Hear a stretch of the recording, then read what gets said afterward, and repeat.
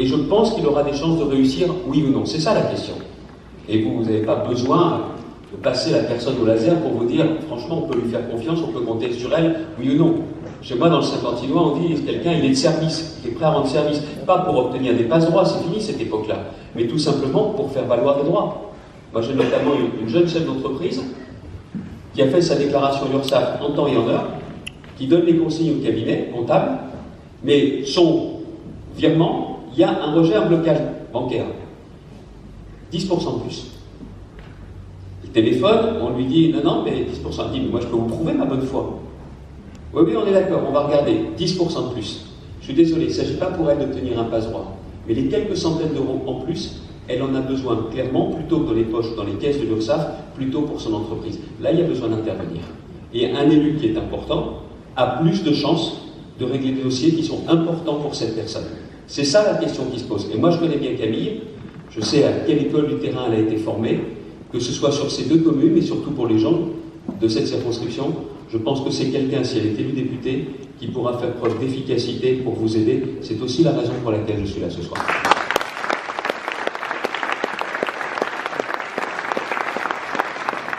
Mais un député, c'est pas seulement ça.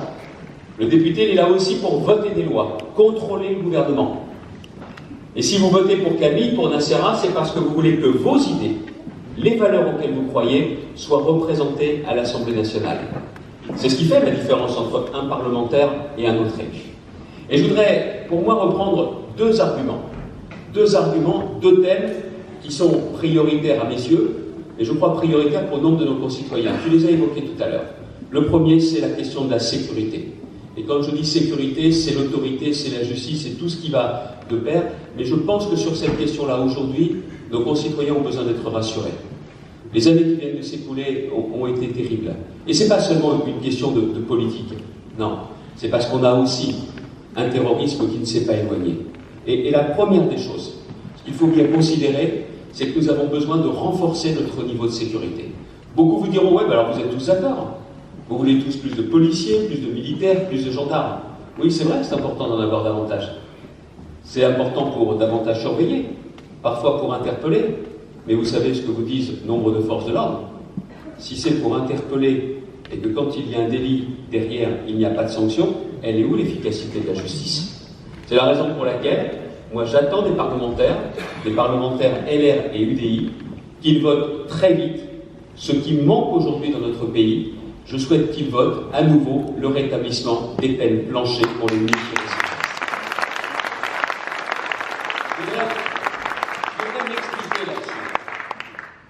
Il y a aujourd'hui dans notre pays un terrible sentiment d'impunité. Mais vous le savez bien, vous avez 80 à 100 000 peines de prison, j'ai bien dit des peines de prison, je n'ai pas dit des PV non payés, des peines de prison qui ne sont pas effectuées. Certains diront oui parce qu'il n'y a pas assez de peines, il n'y a pas assez de places en prison. Il en faut davantage, ça ne règle pas tout, le tout carcéral. C'est qu'aujourd'hui, moins de 2 ans de prison de condamnation ferme, vous avez de grandes chances de ne pas effectuer cette peine avec la sanction que ça recouvre. Mais je suis aussi attaché à la sanction comme à la prévention, je marche bien sur 2 jambes. Mais je sais aussi également que, notamment pour les mineurs, il faut développer au maximum les travaux d'intérêt général pour éviter justement la récidive ou un autre passage à l'acte. Mais aujourd'hui, pour nombre de délinquants, il y a cette idée que de toute façon, quoi qu'on fasse, il y a un fort sentiment d'impunité. Si vous voulez vraiment qu'on se sente à nouveau en sécurité, il faut à la fois une action résolue en faveur des forces de l'ordre, mais il faut aussi une action beaucoup plus ferme, beaucoup plus dure, je l'assume, beaucoup plus sévère, pour renforcer la justice et les moyens juridiques de la justice. Et je fais toute confiance à Camille pour voter ces textes. Ensuite, la question a été évoquée tout à l'heure. Et si je parle de ces sujets, c'est parce que c'est la seule candidate dans cette circonscription qui est capable de voter ces textes. Il y a l'autre sujet, il a été évoqué, c'est la question du terrorisme. Sur la question du terrorisme, il ne s'agit pas d'avoir des positions extrémistes. Il ne s'agit pas de savoir ce que proposent les partis les plus extrêmes pour savoir quelle est la bonne solution. Donc ce qu'il nous faut, c'est quelque chose d'efficace pour davantage nous protéger. On a pu penser, en voyant que c'était nombre de capitales européennes qui étaient concernées, que ça y est, ça s'était éloigné de la France et qu'après c'est terrible. Les attentats qu'on avait connus, c'était plus chez nous. Nous avons vu avec les Champs-Élysées que cette guerre, parce que c'est une guerre, est loin d'être terminée. Dans cette guerre, ça sera eux ou nous. Alors c'est eux qu'il faut mettre hors d'état de nuire. C'est la raison pour laquelle je pense sincèrement qu'il ne s'agit pas de parler de tous les fichés S comme s'ils étaient tous concernés par le terrorisme. Il y en a quelques milliers, pas 11 000, mais sur ceux qui sont les plus dangereux, ceux qui sont clairement dans cette dérive terroriste, ceux-là, il faut les mettre hors d'état de nuire pour pouvoir nous protéger. Je le dis, ces mesures-là, dans un texte sur la sécurité et le renforcement de la lutte contre le terrorisme, il n'y a que nos députés qui voteront ces mesures. Et de la même façon, je l'assume, celui qui est en France, qui décide de partir faire le djihad, doit savoir qu'il ne reviendra pas en France en liberté. C'est la seule façon. Encore une fois, je cherche des mesures d'efficacité, parce que je suis comme vous, j'ai des enfants. J'ai aussi certains qui me disaient, moi c'est pour mes petits-enfants que je réfléchis. J'ai pas envie qu'ils grandissent en ayant peur ou en baissant la tête. C'est pas ça leur avenir. Et si vous voulez me faire dire que tout ce que je propose là s'applique tard, oui bien sûr vous avez raison. Parce qu'il n'y a pas grand monde qui avait imaginé que ce monde deviendrait de plus en plus dangereux. Personne n'avait pu imaginer qu'il y aurait, après Al-Qaïda, qu'il y aurait justement Daesh qui menaçait la paix dans l'ensemble du monde. Mais ce qui est vrai, c'est que même s'il est tard, en politique, il n'est jamais trop tard. Alors c'est à nous de faire ce travail, et ce sera à Camille, en tant que député, de voter ces mesures pour pouvoir nous protéger. D'autres nous diront dans cette campagne, oui d'accord, la sécurité, tout ça, c'est important, mais moi ce qui m'importe, c'est comment je vis. Le travail, le pouvoir d'achat. Et quand je parle du travail, je voudrais parler à la fois de ceux qui cherchent un travail, je voudrais parler de ceux qui ne travaillent pas parce qu'ils n'ont plus l'âge de travailler, je voudrais parler aussi de ceux qui travaillent et de ceux qui donnent du travail. Quand je parle de ceux qui donnent du travail, je ne parle pas des politiques. Ce ne sont pas les politiques qui créent de l'emploi, ce sont les entrepreneurs qui créent de l'emploi, et c'est bien de l'avoir à l'esprit, et que ce soit cette mentalité-là qui guide l'action des politiques à l'Assemblée nationale. Ce qui veut dire que les chefs d'entreprise ne sont pas là à tendre la main comme des chasseurs de primes, non, pas du tout. Les chefs d'entreprise, ils veulent tout simplement, pardonnez-moi de le dire, qu'on leur foute la paix, et tout simplement qu'on leur permette de travailler, et qu'on ne les contrôle pas matin, midi et soir. Il y a tellement à faire pour lutter contre le travail clandestin, contre la fraude au travail détaché, mais de grâce, qu'on n'aille pas contrôler cette entreprise que j'ai visitée voilà quelque temps dans ma région. C'est une brasserie qui fait très très bonne bière, et seulement parce que ça marche très bien, il donne beaucoup d'heures supplémentaires. Et le patron me dit, mais je sais que je peux avoir un contrôle et que je peux être condamné parce que je donne du travail aux salariés. Je ne suis pas inspecteur du travail, mais je peux les discuter avec les salariés. Je leur dis, ça va les gars, pas trop de boulot, on en a plus sur notre fiche de paye, vous croyez qu'on va se plaindre? Et puis bon, on a des pauses, il y a tout ce qu'il faut, il n'y a pas de problème. Mais aujourd'hui, la réglementation est telle qu'on se pose la question de savoir si on a le droit de donner du travail. C'est avec ça qu'il faut rompre. Et pour ça, je souhaite clairement qu'il y ait des parlementaires qui soient issus du monde de l'entreprise. Excusez-moi, moi je viens de l'entreprise, et comme je fais de la politique depuis bien longtemps, je ne parle pas aussi bien de l'entreprise que les entrepreneurs. Je fais plutôt confiance à Camille, qui vient du monde de l'entreprise, pour voter des textes favorables à l'entreprise.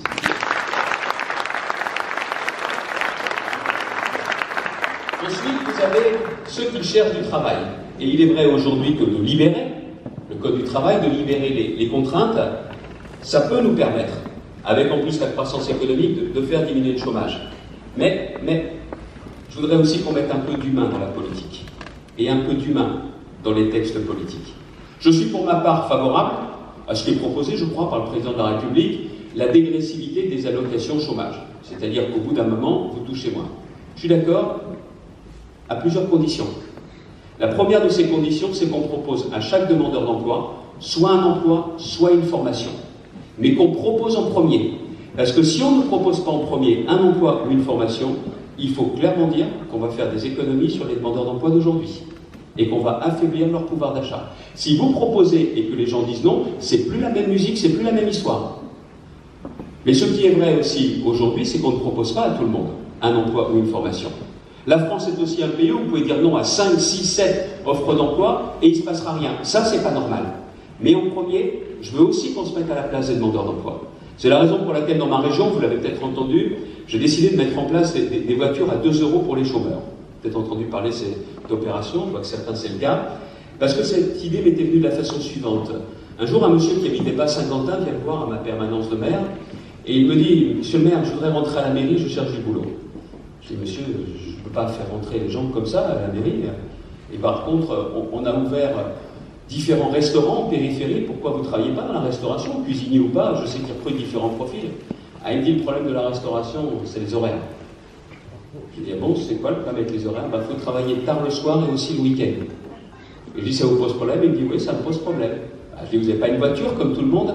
Il dit, non, je n'ai plus de voiture. Ma voiture est tombée en panne, 300 €. 300 €, je ne les ai pas, je n'ai pas de famille qui a pu me les prêter et j'ai personne qui a pu me dépanner. De toute façon, je n'aurais pas pu la garder longtemps, la voiture, parce que entre l'assurance et l'entretien, je ne savais plus faire face. Moi, pendant un moment, je me suis demandé s'il cherchait vraiment du boulot. Et je lui ai donné sa chance. Eh bien, écoutez, c'était pas un feignant, mais c'était tout simplement quelqu'un qui, parce qu'il habitait à la campagne, parce qu'il n'avait pas de voiture, se retrouvait empêché de dire oui à toutes les offres d'emploi. Ce que je veux vous dire avec cet exemple-là, c'est qu'il est temps aussi de regarder quels sont les freins à l'emploi et de ne pas mettre dans le même sac ceux qui sont à la recherche d'un emploi, qui cherchent vraiment, et ceux qui pensent qu'on peut se débrouiller sans travailler. De la même façon, j'ai décidé dans la région de mettre en place de nouveaux dispositifs pour la garde d'enfants, parce que c'est cette maman qui vit seule avec 2 enfants, et la pension n'est pas payée tous les mois par le père qui est parti. On lui a proposé 28 heures de ménage par semaine, et elle m'a dit, j'ai dû dire non, Monsieur le Président.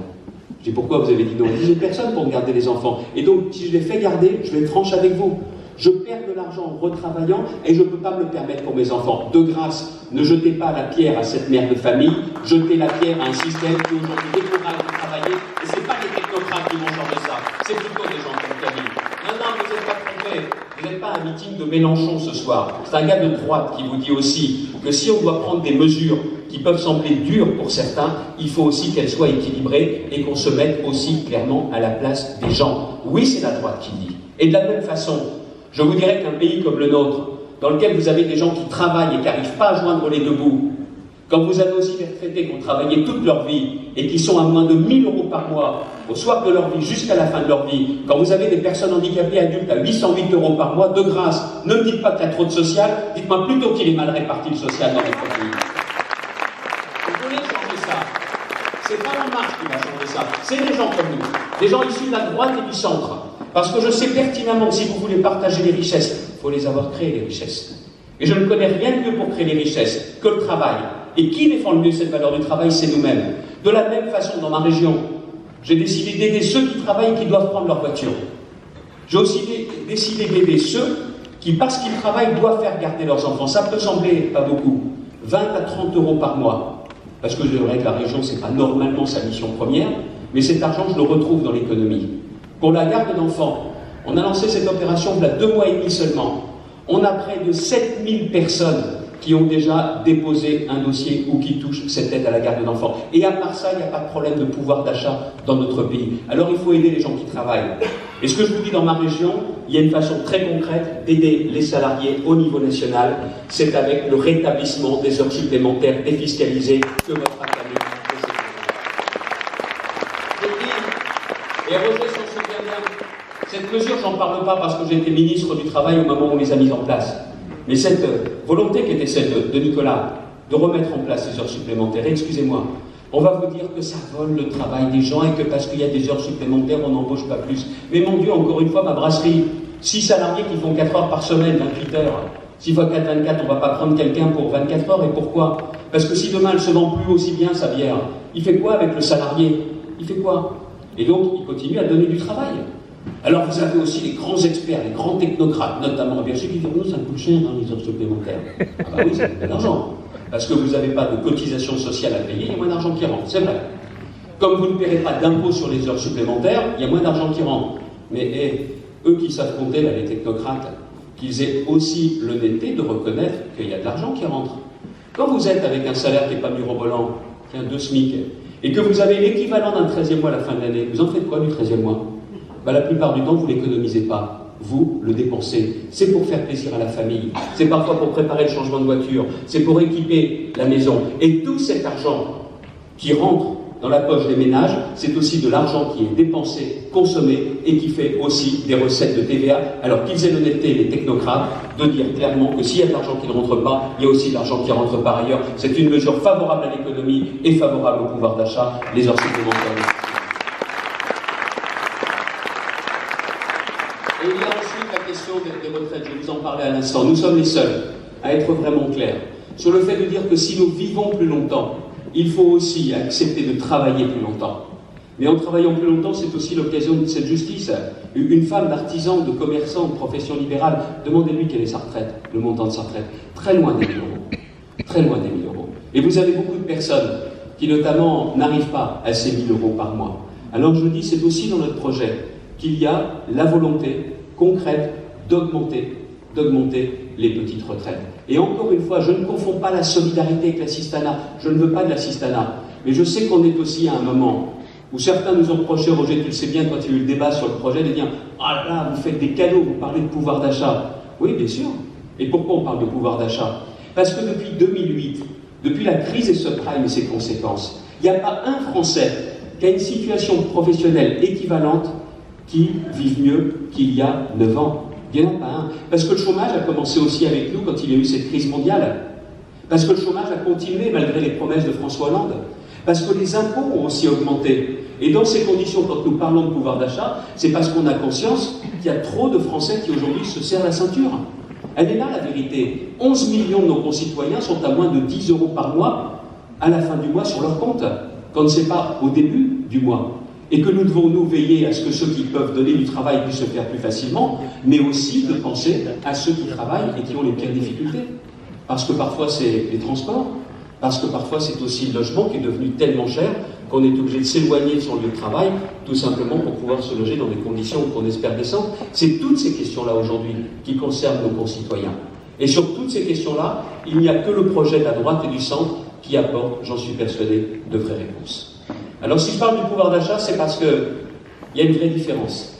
Il y a une vraie différence entre En Marche et le projet de la droite et du centre. Sur cette question du pouvoir d'achat, nous voulons baisser l'impôt sur le revenu, pas pour faire plaisir, mais tout simplement pour rendre aux gens un pouvoir d'achat dont ils ont vraiment besoin. Et si je parle aujourd'hui d'En Marche, c'est parce qu'il y a une mesure qui a toute son importance et sur laquelle je pense nous sommes capables de faire reculer le président de la République et En Marche. C'est la question de la CSG. Je le dis parce que sur la question de la CSG, j'avais vu depuis longtemps qu'il y avait cette question de l'augmentation de la CSG dans le projet d'En Marche. Je vais essayer d'être complet avec vous et d'être honnête. On n'a pas faire une campagne électorale, on a le droit de tout dire. 1,7% d'augmentation de la CSG. Si vous êtes salarié, ça sera compensé. Ils l'ont dit, ils l'ont écrit, ils donnent le détail en disant que baisse des cotisations salariales chômage et donc l'augmentation de la CSG est compensée. Si vous êtes indépendant ou fonctionnaire, c'est plus aussi clair. Parce que si vous êtes indépendant ou fonctionnaire, vous n'avez pas les cotisations chômage comme pour les salariés. Il est dit que ça sera compensé, mais c'est pas dit comment. Comme dirait quelqu'un du Nord chez moi, quand c'est flou, c'est bien loup. Mais en revanche, il y a un sujet sur lequel c'est pas flou du tout. C'est sur les retraités.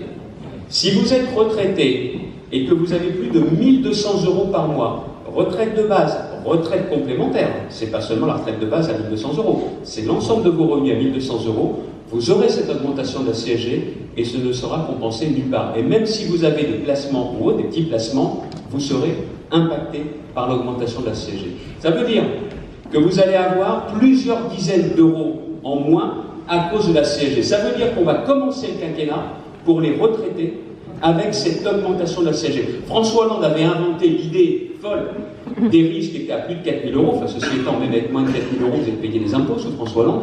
Enfin, moi, ce qu'on pensait.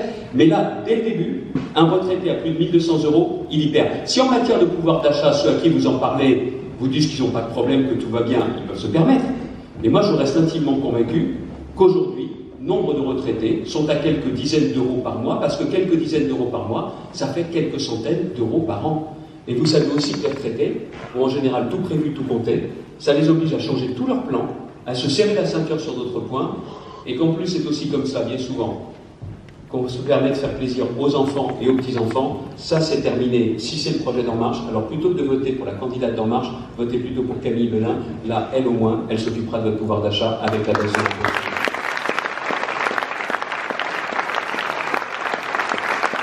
Il y a une autre mesure, on me dit, oh non, on ne parle pas en région parisienne, ça ne les concerne pas.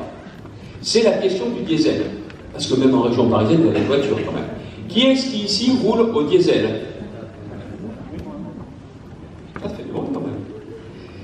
Combien vous payez votre litre de diesel, là, ceux qui sont au diesel? 1,22. 1,22. Qui est-ce qui roule à l'essence alors? D'accord. Combien vous payez le litre d'essence? 1,40. D'accord. Et bien pour ceux qui sont au diesel, vous retenez bien 1,40, parce que si c'est En Marche qui passe, vous allez payer votre litre de diesel 1,40 comme l'essence. Je n'invente rien. Et à ceux à qui vous allez en parler, posez-leur la question tout simplement d'aller voir sur le site internet d'En Marche. Et cette mesure, pourquoi? On nous dit que le diesel pollue. Bon, d'accord, s'il pollue, il faut nous expliquer pourquoi. À une époque, on nous a fait tout le sketch avec les filtres à particules, vous savez, on mettait le Kleenex blanc dans la pot d'échappement, on démarrait, on pouvait vous dire, vous pouvez vous moucher dedans. Bon, la vérité, c'est qu'en fin de compte, tout ça, c'est du racket, et que comme la majorité des Français sont maintenant passés au diesel, c'est la bonne occasion, non pas de les faire passer à la pompe, mais de les faire passer à la caisse. Ça, c'est plusieurs dizaines d'euros en moins par mois. C'est ça qu'il y a dans le projet d'En Marche. Et quand nous disons que nous sommes nous pour le pouvoir d'achat, c'est tout le contraire avec eux.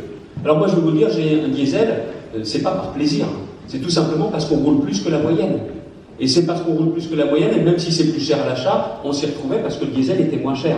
À partir du moment où on est comme prisonnier du diesel, cette mesure-là n'a qu'une seule vocation, c'est de nous faire payer davantage d'impôts et de taxes. Mais j'aimerais bien de la part du gouvernement qu'il s'inspire un petit peu de ce qui se passe en Allemagne, parce qu'en Allemagne, ils refusent ces principes de taxation, parce que eux, au moins, ils protègent leur industrie automobile. Et dans cette région, on ferait bien aussi de se mobiliser au niveau du gouvernement pour l'industrie automobile, parce qu'il y a des emplois derrière. Voilà autant de mesures qui sont très concrètes, qui sont très précises. Et si les gens veulent éviter ces mesures-là, eh bien, il faut voter pour Camille. Alors pourquoi avec ces éléments-là? Pourquoi est-ce qu'avec ces éléments, cette campagne semble si difficile? Parce que les électeurs sont profondément déboussolés. Je suis sûr que même dans cette réunion, il y a des gens qui sont un peu perdus. Parce qu'il y a un Premier ministre de droite, 2 ministres de droite, un président de la République qui est jeune, qui dit on va changer complètement le vieux système. Et les gens se disent, et pourquoi pas, et est-ce qu'il ne faut pas lui donner sa chance? Ne me dites pas que vous n'avez pas entendu ces remarques, même de la part de nombre d'électeurs. Alors je voudrais juste le remettre, si vous me permettez, à ma façon, mais un peu les pendules à l'heure. La première des choses, c'est que le vrai paysage politique de la France, c'est le premier tour de l'élection présidentielle. Et quand vous regardez ce paysage politique, ce qui l'a emporté avant tout et surtout, c'est le dégagisme. Cette envie de dire, allez, on change tout, et on casse tout. M. Macron est arrivé en tête. Mais au deuxième tour de l'élection présidentielle, quel est le message? Le message était très simple. On ne veut pas de Le Pen à la tête du pays. Et avec cette élection législative, et je l'assume, qui n'est pas la revanche de l'élection présidentielle, parce qu'il y a un président et on revotera pour un président dans 5 ans, il faut tout simplement déterminer avec les députés quel sera le projet pour notre pays. C'est ça la vraie question. Alors quand on nous dit que le Premier ministre est de droite, il y a 2 ministres de droite, non, excusez-moi, ils viennent de la droite. Et pourquoi M. Macron les a choisis? Il les a choisis tout simplement pour amener avec eux des électeurs de droite. M. Macron ne s'inspire d'aucune des idées de la droite et du centre. D'ailleurs, les ministres en question, maintenant qu'ils sont dans le gouvernement, ne défendent plus la baisse des impôts, là qu'ils défendent la hausse de la CSG. Et excusez-moi, je cherche moi à ironiser sur personne et autres, mais Bruno Le Maire était pour la baisse de la CSG, maintenant il explique l'augmentation de la CSG. Ce que je veux juste vous montrer, c'est que personne ne doit s'y laisser prendre. Ça n'est pas des gens qui sont aujourd'hui avec des idées de droite. S'ils étaient avec les idées de la droite et les solutions de la droite, ils seraient pour la baisse des impôts et pas pour l'augmentation de la CSG. Permettez-moi juste de remettre les pendules à l'heure. De la même façon, c'est peut-être pas leur domaine, mais j'attends aussi qu'ils imposent davantage de fermeté et de sévérité en matière de sécurité et de justice. Si vous voulez, vous, que ces idées voient le jour, alors il faut voter pour les candidats de la droite et du centre. C'est ça le véritable enjeu de cette élection. Alors, au fond d'eux aussi, les Français disent, oui, mais si on vote pour vous, vous allez lui faire la guerre, oui ou non? Non. Non. Parce que le problème est simple. Il y en a marre aussi de ce climat de guerre civile où on s'insulte matin, midi et soir et on donne l'impression que nous, on a le couteau entre les dents. Je vous l'ai dit, c'est pas une revanche.